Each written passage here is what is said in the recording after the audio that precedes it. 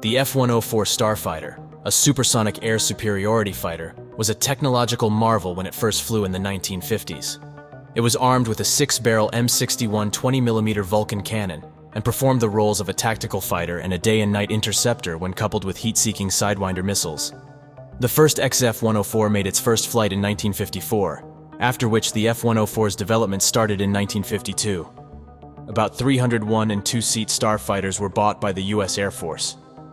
Additionally, 1,700 F-104s were produced in the U.S. and abroad as part of the military aid program for several countries, including West Germany, Canada, Italy, Norway, the Netherlands, Belgium, Denmark, Greece, Turkey, Spain, Taiwan, and Japan.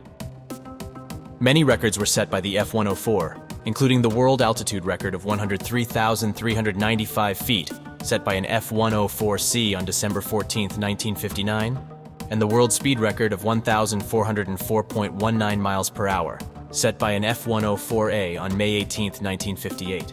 The Starfighter was also the first aircraft to hold the official world records for speed, altitude, and time to climb at the same time. All notable aviation records, especially the world absolute speed and altitude records of the International Aviation Federation, Fédération Aéronautique Internationale, FAI, were fiercely challenged by the United States and the Soviet Union during the Cold War.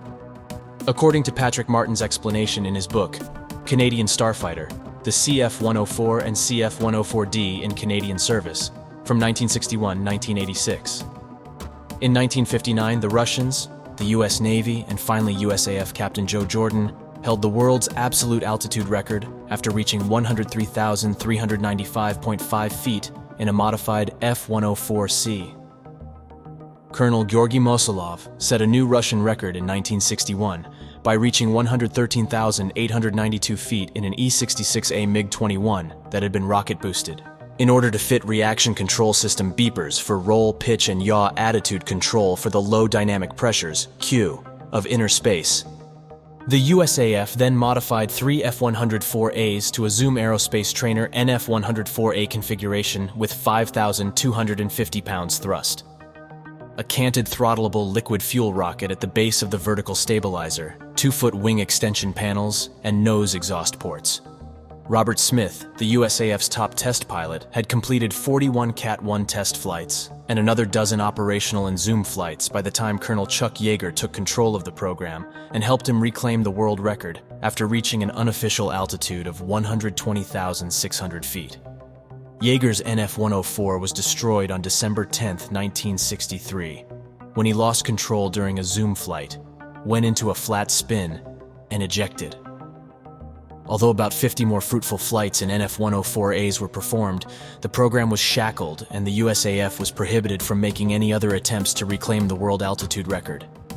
Wing Commander R.A. Bud White, who on December 14, 1967, used a CF-104 aircraft to break the Canadian aircraft altitude record, recalled. On December 14, 1966, at our RCAF's Aerospace Engineering Test Establishment in Ottawa, my USAF exchange test pilot Jim Reed came to me with an exciting idea. Beat the Russians and capture the absolute world's altitude record, and do it in Canada's centennial year. Jim proposed we use our CF-104 12700 Lighten and modify it, take advantage of the jet stream, and improve the zoom profile. As our studies progressed into 1967, Air Material Command and Orenda readied 3 upgraded J-79 engines for us. Lockheed helped with extended inlet nose cones. The National Research Council, NRC, and National Aeronautical Establishment, NAE, began the development of an extremely sensitive vane to measure the angle of attack, alpha. A detailed jet stream survey was undertaken, and major changes were made in the electronics bay and pressurization system of the 12700.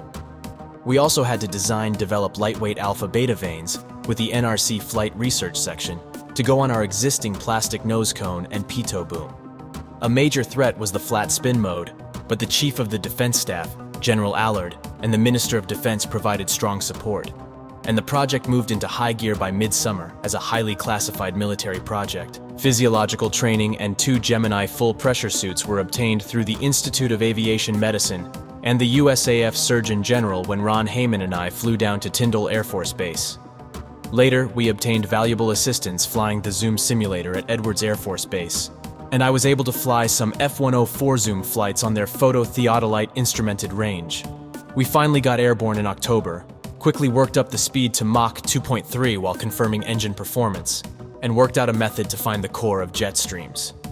We created absolute silence when we briefed Transport Canada and explained how we plan to fly our zooms through the Toronto-Ottawa-Montreal triangle with a block airspace, through their most densely traveled airspace in Canada. But remarkably, within days, dozens of air traffic controllers were vectoring hundreds of commercial flights around our zoom flights without any explanation to the commercial carriers. Authentication was a major problem with the FAI 1% accuracy requirement. And with most of our flights above the cloud until the NRC Defense Research Telecommunications establishment nearby, Shirley's Bay came up with a concept to use their 30-foot microwave tracking dish.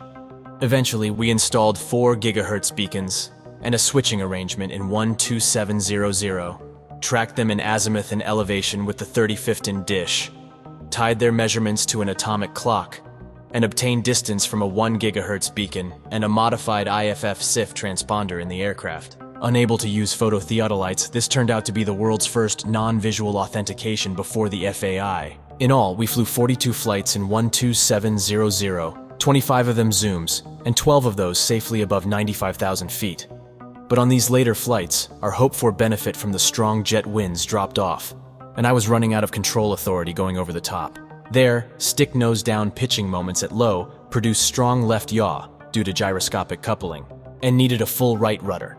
On December 14, 1967, when I managed to reach 100,110 feet and authenticated, we wisely decided to call it a day. Interestingly, that record still stands today as a Canadian national altitude record.